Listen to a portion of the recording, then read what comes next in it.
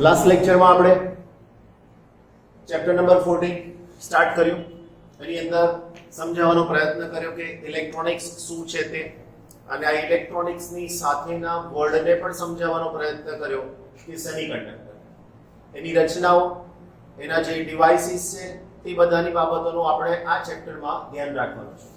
સૌથી પહેલો વર્ડ હતો આપણી પાસે vacuum tube. Right, vacuum tube શું હતું તો એ પણ સમજાવ્યું આપણે કે આવી આપણી પાસે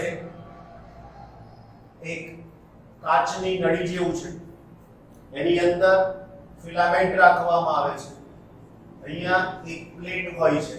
આ બધું ગોઠવતા પહેલા એને આપણે શું કરીએ તો કે એને નિર્વાત કરી દઈએ છીએ. ભાઈ આવી જા ને, પાછું મારે અહીંયા રેકોર્ડિંગ ચાલુ છે દોસ્ત, રજા નહીં લેવાની, બે આવી જવાનું.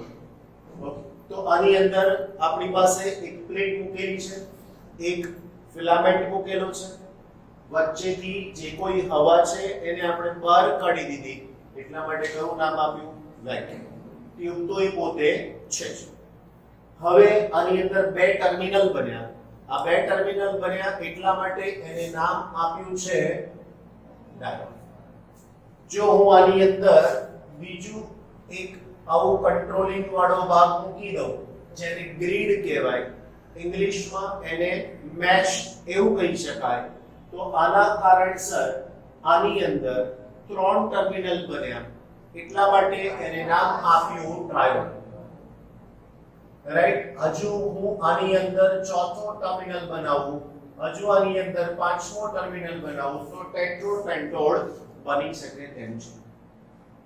પરંતુ આ સાધનની 3-4 ખામી હતી, મુશ્કેલી હતી. નંબર 1, પહેલી ખામી, એના ઓપરેટિંગ વોલ્ટેજ બહુ જ વધારે હતા. બીજું, એની સાથે સાથે એની રિલાયબિલિટી. રિલાયબિલિટી નો મતલબ શું? તો કે એની વિશ્વસનીયતા, જોડાણ કર્યું હોય તો એની વિશ્વસનીયતા કેટલી હતી એ સમજાઈ શકે તેમ નહોતું. અને ત્રીજી બાબત કે જેની અંદર કોસ્ટ ફેક્ટર, કિંમત એની વધારે હતી. આ બધાનો નિકાલ એ એક સાધન જેનું નામ ટ્રાન્ઝિસ્ટર, બરાબર છે, ટ્રાન્ઝિસ્ટર દ્વારા કરવામાં આવ્યું. આ ટ્રાન્ઝિસ્ટર એક ટ્રાયોડ જેવું કામ કરે છે.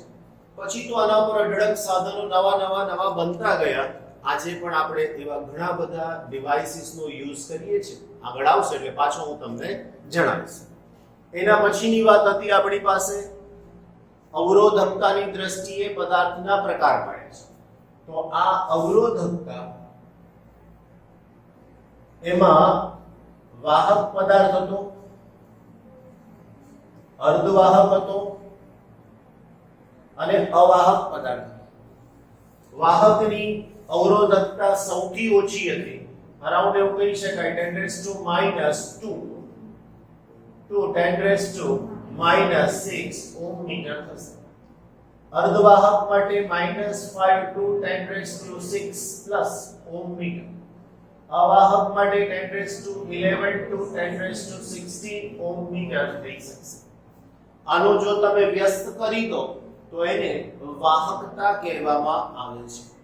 એના પછી આપણે અર્ધવાહકના પ્રકાર પડ્યા હતા. નંબર 1 પહેલું હતું શુદ્ધ અર્ધવાહક, જેને ઇંગ્લિશમાં ઇન્ટ્રિન્સિક સેમિકન્ડક્ટર એવું કહેવામાં આવે. ઇન્ટ્રિન્સિક સેમિકન્ડક્ટર એવું કહેવામાં આવે. શુદ્ધ અર્ધવાહક બે જ છે, સિલિકોન અને જર્મેનિયમ. બીજા જે કોઈ છે એ ઇનઓર્ગેનિક, ઓર્ગેનિક અને ઓર્ગેનિક પોલિમર. આ બધાના નામ રસાયણ વિજ્ઞાનના વિદ્યાર્થીઓ તરીકે તમને એમ જ યાદ રહી શકે એમ છે, વાંચી અને એ નામ તૈયાર કરી શકે છો તમે લોકો, તો તૈયાર કરી લેવાના. એના પછી શુદ્ધ અર્ધવાહક તરીકે આપણી પાસે બે છે, એક સિલિકોન, બીજો જર્મેનિયમ. આપણો આ ચેપ્ટરનો સ્ટડી બેઝિકલી બે જ બાબતને આધીન છે, સિલિકોન અને બીજો જર્મેનિયમ. એના પછી આપણે એવું સમજાવ્યું હતું કે એનર્જી લેવલ, એને ઇંગ્લિશમાં એનર્જી બેન્ડ કહેવામાં આવે, અને એની આકૃતિ દોરો, એને એનર્જી બેન્ડ લેવલ ડાયાગ્રામ પણ કહેવામાં આવે છે. ક્લિયર આટલી વાત? તો એના પછી આપણે એનર્જી લેવલ જે ડ્રો કર્યા હતા એમાં બેઝિક કીધું હતું કે પરમાણુમાંનો ઇલેક્ટ્રોન એની જાતે ભ્રમણ કરે છે, પણ જ્યારે બંધ બનાવે, સહસંયોજક બંધ અહીંયા બને, તો તે વખતે એની અંદર વિદ્યુત ભારનું જે વિતરણ થાય છે એ થોડુંક બદલાઈ જાય છે. વિદ્યુત ભારનું વિતરણ બદલાઈ જાય છે અને આ વિદ્યુત ભારનું વિતરણ જે બદલાય એને અનુરૂપ ત્યાં આગળ ઊર્જા લેવલ રચાય છે. આ ઊર્જા લેવલમાં સૌથી પહેલા આપણે અર્ધવાહકને જો સમજાવવાની વાત કરીએ તો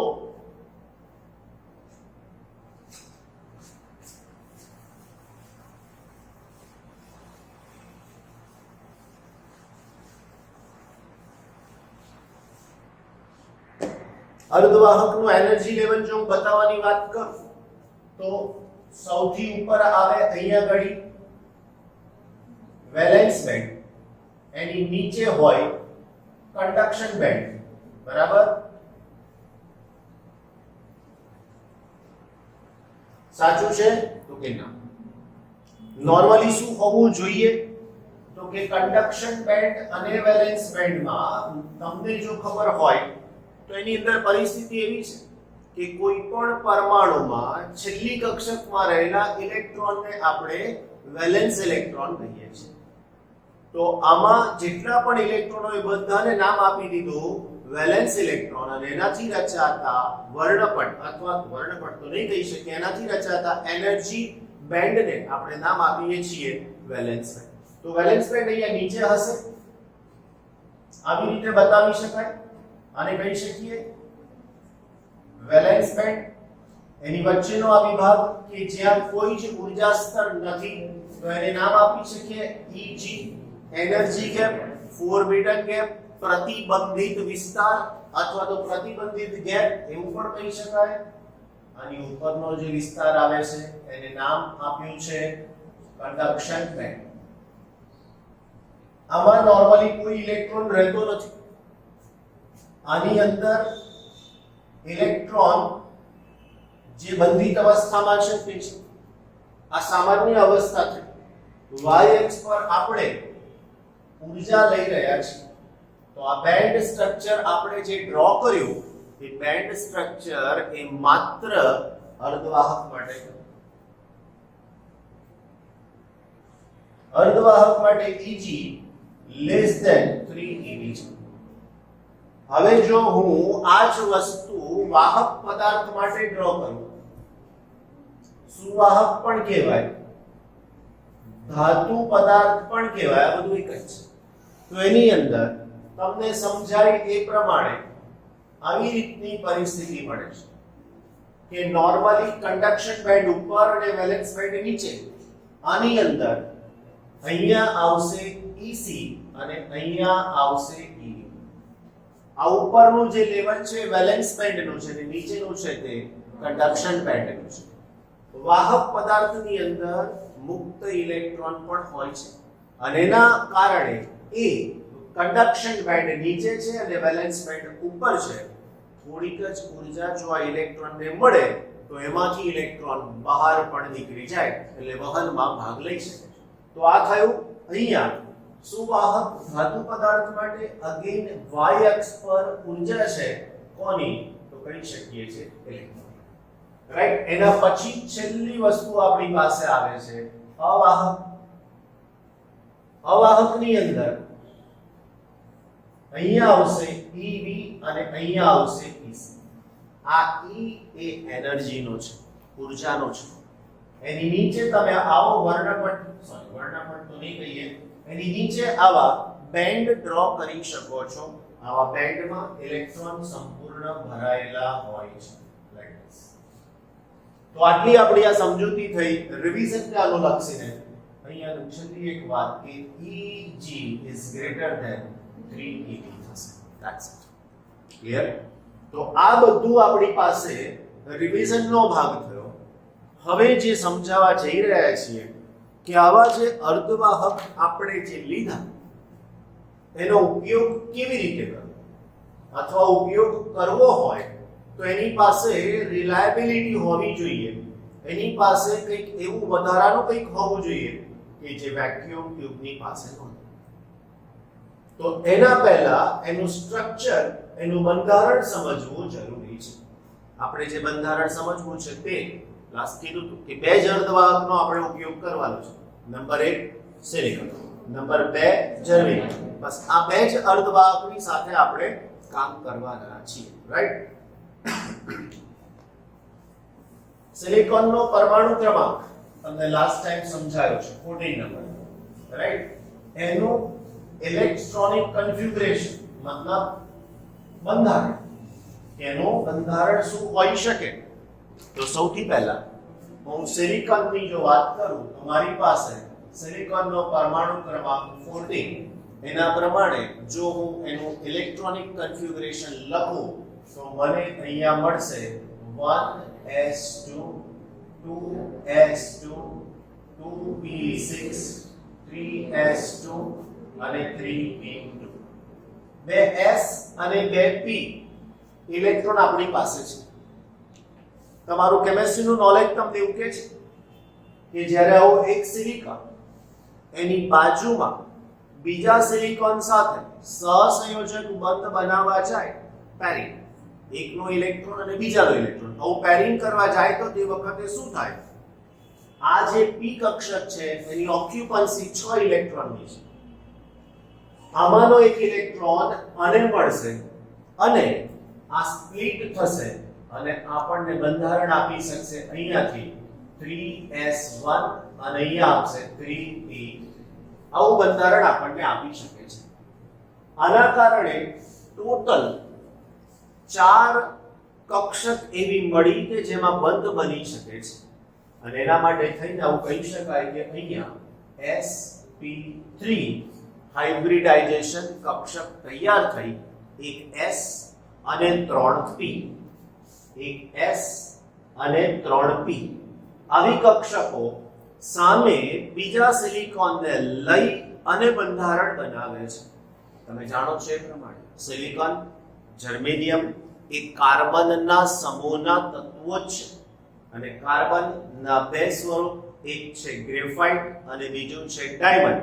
એટલે આખા સમૂહના બધા જ તત્વોનું બંધારણ એક જ સરખું હોય અને એ છે diamond structure.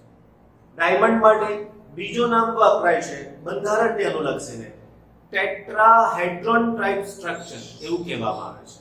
Tetrahedron type structure. આ બધા શબ્દો ફિઝિક્સના છે જ નહીં.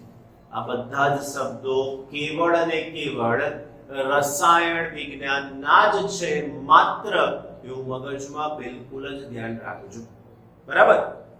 બીજી વાત, સામાન્ય બંધ અવસ્થા કેવી હશે તો સમજાવીએ આપણે કે અહીંયા મારી પાસે એક સિલિકોન છે. આના માટે 4 કક્ષક રેડી છે. તો આ સિલિકોન એની સામે બીજા 4 સિલિકોનને જોડી શકે છે, રાઈટ? સિલિકોન પાસે કેટલા વેલેન્સ ઇલેક્ટ્રોન હતા આપણે કીધું એ પ્રમાણે 4. તો આની સાથે સિલિકોન લખવાને બદલે કેટલીક વખતે અહીંયા +4 એવું પણ લખવામાં આવે છે. કેટલીક વાર આવું પ્લસ પણ લખતા નથી, ખાલી 4 પણ લખે છે, રાઈટ? હવે શું થાય તો કે આ સિલિકોન પોતાના ઇલેક્ટ્રોન્સ સામે આગળ આપવાની કોશિશ કરશે. એટલે આણે પોતાનો એક ઇલેક્ટ્રોન અહીંયા મૂક્યો, અહીંયા મૂકી દીધો, અહીંયા મૂકી દીધો, અહીંયા મૂકી દીધો. સામેથી આ સિલિકોનનો પરમાણુ પણ પોતાનો એક ઇલેક્ટ્રોન આ બંધ બનાવવા માટે આપી શકે છે. એવું આણે પણ એક ઇલેક્ટ્રોન બંધ બનાવવા માટે આપ્યો, એવું આણે પણ આપી દીધો, એવું આણે પણ આપી દીધો. તો હવે તમને ખબર પડી શકશે કે sp3 એના ટોટલ 4 ઇલેક્ટ્રોન આના એની આસપાસના આ 4 સિલિકોન સાથે સહસંયોજક બંધ બનાવે છે.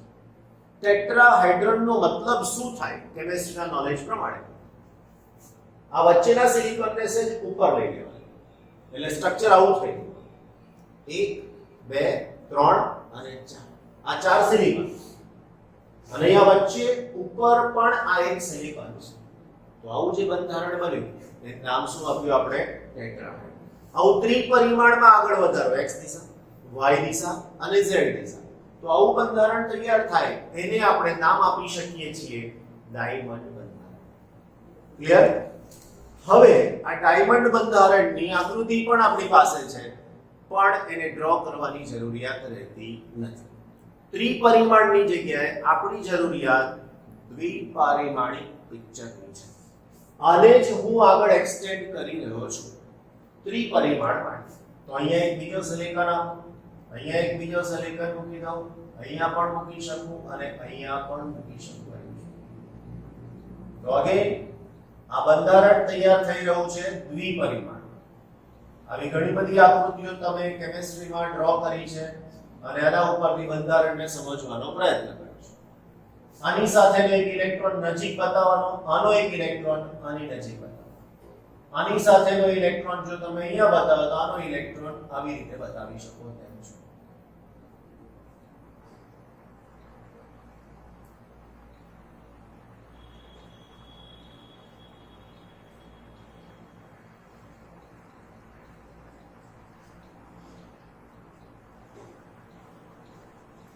તો આકૃતિ ત્રિપરિમાણમાં આગળ તમે વધારી શકો છો x direction, y direction, z direction. આવું જે બંધારણ થયું, હવે મુશ્કેલી શું છે તે સમજાવો કે આવા બંધારણથી આપણને ખરેખર ઇલેક્ટ્રોનિક્સ પરિપથ સીધે સીધા મળી જશે કે કેમ? આમાં વિદ્યુતનું વહન કેવી રીતે થાય? વાહક સળિયો હોય, ધારો કે મારી પાસે આ તાંબાનો સળિયો છે, તો એને હું બહાર બેટરી સાથે જોડું, ચાહે એસી હોય કે ડીસી હોય. જો હું આને જોડી દઉં તો શું થાય? જેવું જોડ્યું બેટરી સાથે એવું તરત જ પ્રવાહ કોઈ એક દિશામાં વહેવાની શરૂઆત થઈ જાય. કેમ? તો કે આની અંદર મુક્ત ઇલેક્ટ્રોન્સ છે. પણ આવા મુક્ત ઇલેક્ટ્રોન્સ, કોપર જેવા મુક્ત ઇલેક્ટ્રોન્સ આની અંદર નથી. દેખાય છે? ક્યાંય કોઈ જગ્યાએ મુક્ત ઇલેક્ટ્રોન નથી ક્લિયરલી. તો આમાં વિદ્યુતનું વહન થશે કેવી રીતે? તો સૌથી મોટો પ્રશ્ન કે આમાં વિદ્યુતનું વહન થાય કેવી રીતે? તો એના જવાબ માટે આપણે એવું કહી શકીએ કે ઓરડાના તાપમાને સિલિકોન સાથે કે જર્મેનિયમ સાથે, આજે બધા મૂક્યા છે એ +4 જ છે એવું કહી શકાય. સિલિકોન કે જર્મેનિયમ જે કોઈ છે એની સાથેના આવા જે સહસંયોજક બંધ છે એ સહસંયોજક બંધ તૂટે છે. હવે સહસંયોજક બંધ તૂટેનો મતલબ પણ તમને ખબર છે કે આ ઇલેક્ટ્રોન કે આમાંનો કોઈ પણ એક ઇલેક્ટ્રોન પૂરતી ઉર્જા મેળવી લે તો એ પોતે એ બંધમાંથી બહાર નીકળી જાય છે. બરાબર? ધારો કે અહીંયાનો એક ઇલેક્ટ્રોન ઉર્જા મેળવી લીધી તો બહાર નીકળી ગયો. ઉત્સર્જન કોના કારણે થયું? તાપમાનને કારણે, ઉર્જાને કારણે. કયું ઉત્સર્જન કહેવાશે? ઉષ્માજનિત ઉત્સર્જન. તો આ ઇલેક્ટ્રોને પોતાની જગ્યા છોડી અને આગળ ચાલવા માંડ્યો. અહીંયા એક ઇલેક્ટ્રોનની ખામી થઈ. આ જગ્યા ઉપર એક ઇલેક્ટ્રોનની ઉણપ વર્તાય. હવે આ જે ખાલી જગ્યા બચી એની લાક્ષણિકતા શું? તો ખાલી જગ્યા બચી એની લાક્ષણિકતા બીજી ક્યાંય કોઈથી ઇલેક્ટ્રોન આવે તો એને જગ્યા ભરી દેવાની થાય. એક સારી જગ્યા ઉપર આપણે કશું જોવા ગયા છીએ, બરાબર? ગાંધીનગર ગૃહ હોય કે પછી ગમે તેવું ઓડિટોરિયમ હોય, ત્યાં સરસ મજાનો પ્રોગ્રામ જોવા છે ગયા. આગળની રો ફૂલ છે, ધીમે ધીમે ધીમે બધા પાછળ પાછળ બેસતા જાય છે. થાય શું હવે એની અંદર? આગળની રોમાંથી કોઈ એક વ્યક્તિ ઊભો થઈ અને બહાર નીકળી ગયો. પાછળની રોમાંના દરેક વ્યક્તિની ઈચ્છા શું હશે? એ જગ્યાને ભરી દેવાની. ક્લિયર? એ માણસ જગ્યા લઈને ગયો ખરો? ના, જગ્યા તો ત્યાંની ત્યાં જ મૂકી રાખી. તો અહીંયા પણ સેમ જ વસ્તુ છે. ઇલેક્ટ્રોન પોતાનો વિદ્યુત ભાર લઈને, પોતાનો સામાન લઈને ચાલતો થયો, તો જગ્યા ખાલી બચી. આ ખાલી જગ્યા બચી એ શું કરે છે? કે બીજે ક્યાંયથી કોઈકથી ઇલેક્ટ્રોન આવ્યો હોય તો એ ઇલેક્ટ્રોન ત્યાં ગોઠવવાની વૃત્તિ ધરાવે છે. એનો મતલબ કે અહીંયા આ જે ભાગ ખાલી બચ્યો એ ખાલી ભાગને પૂરવા માટે ઇલેક્ટ્રોન ગમે ત્યાંથી આવવાની સંભાવના હોઈ શકે છે. અહીંયાનો ઇલેક્ટ્રોન તો વિદ્યુત વહનમાં ભાગ લે છે. આની પાસે એટલી ઉર્જા નહોતી તો એણે વિચાર્યું લાવો અહીંથી નીકળ્યા છીએ તો અહીંયા જઈને ગોઠવાય. રાઈટ? તો આ ગોઠવાશે કોણ? તો પાછો હોલ અહીંયા રચાયો. કયો વર્ડ બોલ્યો? ફોલ નો મતલબ શું?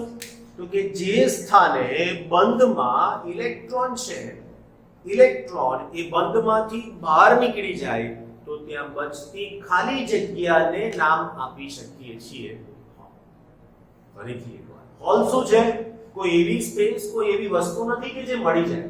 એ માત્ર અને માત્ર ઇલેક્ટ્રોનની ગેરહાજરી છે.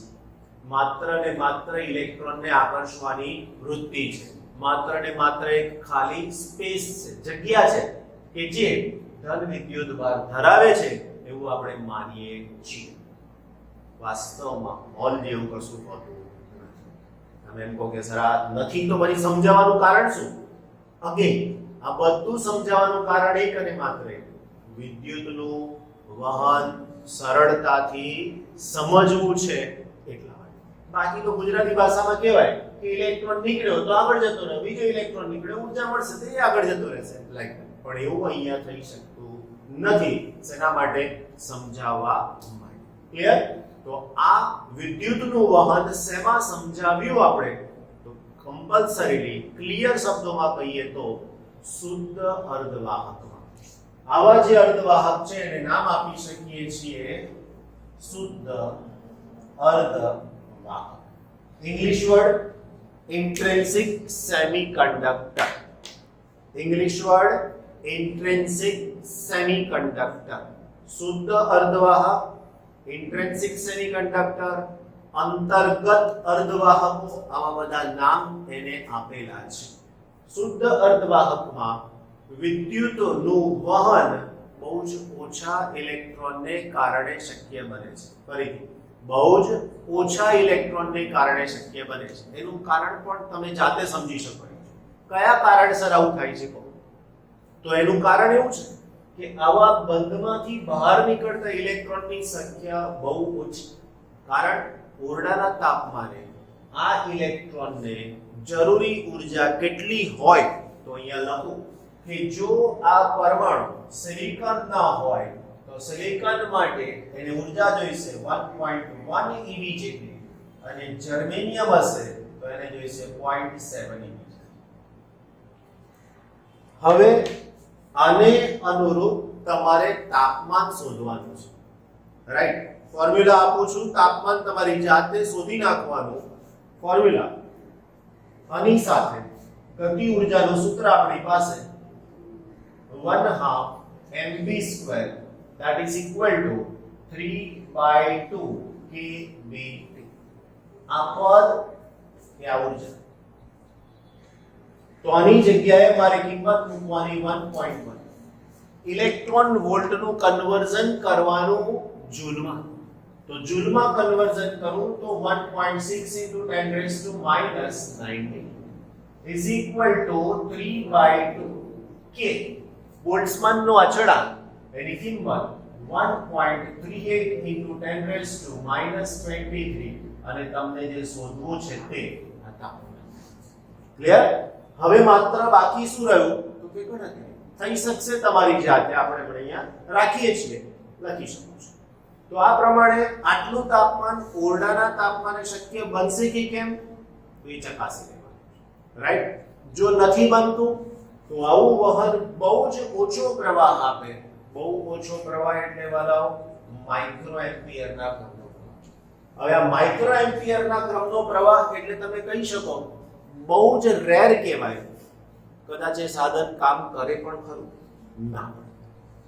તો આવી પરિસ્થિતિમાં શું કરવું જોઈએ? તો કે આવી પરિસ્થિતિની અંદર વિદ્યુતનું વહન સમજાવવું હોય તો કંઈક નવી પદ્ધતિ વિચારવી જોઈએ. આ નવી પદ્ધતિ વિચારીએ એના પહેલા એક નાની સરખી વાત, આ જ વસ્તુને બેન્ડ ડાયાગ્રામથી સમજાવવાની કોશિશ કરીએ.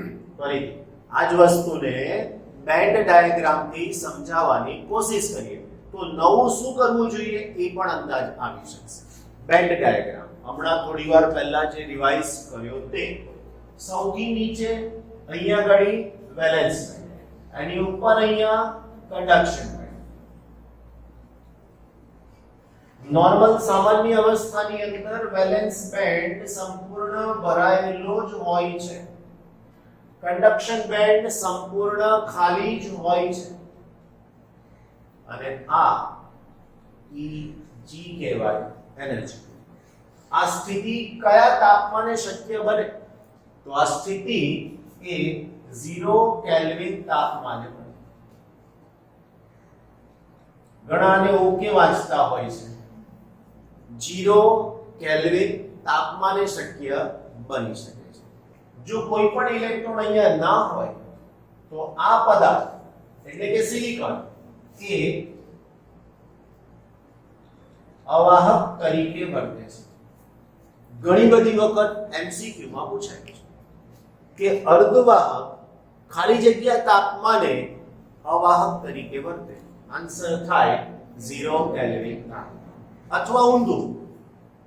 અર્ધવાહક 0 કેલ્વિન તાપમાને ખાલી જગ્યા તરીકે વર્તે તો એનો જવાબ આવે અવાહક. ક્લિયર? હવે જો તાપમાન આના પ્રમાણે તમે ગણી લીધું અને તાપમાન xyz જે કિંમત આવી એ આને આપ્યું તો શું થાય? તો લાસ્ટ ટાઈમ પણ સમજાયું કે અહીંયાના ઇલેક્ટ્રોન ને અહીંયા પહોંચવાનું છે તો એની પાસે આ Eg કે જે લેસ ધેન 3 eV છે જોઈ શકો છો. છે કે નહીં લેસ ધેન 3 eV? આટલી ઊર્જા આ ઇલેક્ટ્રોનને મળે તો એ સરળતાથી અહીંથી અહીંયા જાય. રાઈટ? તો હવે એ પણ આકૃતિ દોરીએ બેન્ડ ડાયાગ્રામ માટેની. આ થયું એનર્જી લેવલ કંડક્શન બેન્ડ માટેનું, આ થયું એનર્જી લેવલ વેલેન્સ બેન્ડ માટેનું, આની સાથેની આ એક છે. આ છે Eg. હવે આ બધા ઇલેક્ટ્રોન બંધિત અવસ્થામાં છે. અહીંયાના એક ઇલેક્ટ્રોનને ઊર્જા જો સિલિકોન છે તો 1.1, જર્મેનિયમ છે તો 0.7 આટલી મળી ગઈ. તો ઇલેક્ટ્રોન અહીંયાથી નીકળી અને સીધો અહીંયા પહોંચી જશે. અહીંયા વચ્ચે ક્યાંય રહી શકશે નહીં. કેમ? તો કે એનર્જી ગેપમાં કોઈ એવું સ્થાન નથી કે જ્યાં ઇલેક્ટ્રોન પોતે રહી શકે છે. રાઈટ? એટલે અહીંથી નીકળેલો ઇલેક્ટ્રોન સીધો અહીંયા પહોંચે અથવા તો અહીંયા જાય. એનો મતલબ કે ઇલેક્ટ્રોન 1.1 eV ઊર્જા હોય તો જ સિલિકોન માટે અહીંથી અહીંયા જાય, 0.7 eV હોય તો જ અહીંથી અહીંયા જાય. આ જગ્યા ખાલી બચે. આ ખાલી જગ્યા એટલે જ આ. રાઈટ? નીચેના કોઈ ઇલેક્ટ્રોને આ જગ્યાને પૂરી દીધી તો પાછું અહીંયા મળે. તો આ ઇલેક્ટ્રોન પાછો અહીંયા ગોઠવાઈ ગયો. હવે પાછી ઊર્જા મળશે તો આ ઇલેક્ટ્રોન અહીંયા પહોંચી જશે. તો આ જે ખાલી જગ્યા રચાય છે એ ખાલી જગ્યાને આપણે નામ આપ્યું છે રાઈટ. હોલ એ માત્ર ઇલેક્ટ્રોન ખાલી થવાની જે જગ્યા છે તે અથવા તો ઇલેક્ટ્રોન જે સ્થાન પર નથી તે બાબત દર્શાવે છે. એના સિવાય ત્યાં બીજું કશું જ હોતું નથી. This is only the empty space. બરાબર? ક્લિયર? એટલે સુધી કોઈને તકલીફ જોઈએ.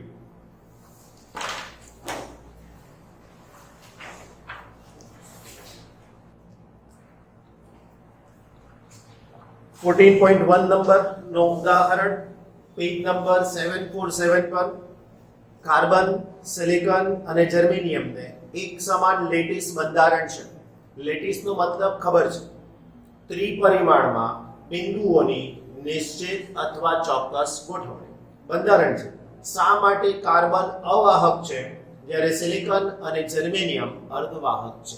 વાંચવાની સ્ટાઇલમાં કેવી રીતના વાંચવું જોઈએ તે સમજાવું. કાર્બન, સિલિકોન અને જર્મેનિયમના બંધ બનાવતા 4 ઇલેક્ટ્રોન અનુક્રમે બીજી, ત્રીજી અને ચોથી કક્ષામાં છે. આથી આ પરમાણુઓમાંથી એક ઇલેક્ટ્રોનને બહાર કાઢવા માટે જરૂરી ઊર્જા એટલે કે આયનીકરણ ઊર્જા Eg એ જર્મેનિયમ માટે સૌથી ઓછી, સિલિકોન માટે તેનાથી વધારે અને કાર્બન માટે સૌથી વધુ હોય છે. આથી વહન માટે મુક્ત ઇલેક્ટ્રોન સંખ્યા જર્મેનિયમ અને સિલિકોનમાં નોંધપાત્ર છે પણ કાર્બન માટે અવગણ્ય એવી નાની છે. જો ગુજરાતીની અંદર સમજાવવા માટે હું એક જ વાક્ય બોલું તો એવું કહી શકાય કે ન્યુક્લિયસની નજીકમાં ઇલેક્ટ્રોન હોય, બહુ દૂર ના હોય એવું બંધારણ એટલે કાર્બન. એનાથી થોડાક એટલે ન્યુક્લિયસથી થોડાક દૂર હોય એવું બંધારણ એટલે સિલિકન અને સૌથી દૂર હોય એવું બંધારણ એટલે જર્મેનિયમ. That's it. આ લોજિક ક્યાં આવ્યું? તો અંદર તમે પહેલું વાક્ય વાંચ્યું એની અંદર આવ્યું. કઈ કક્ષકની વાત કરી?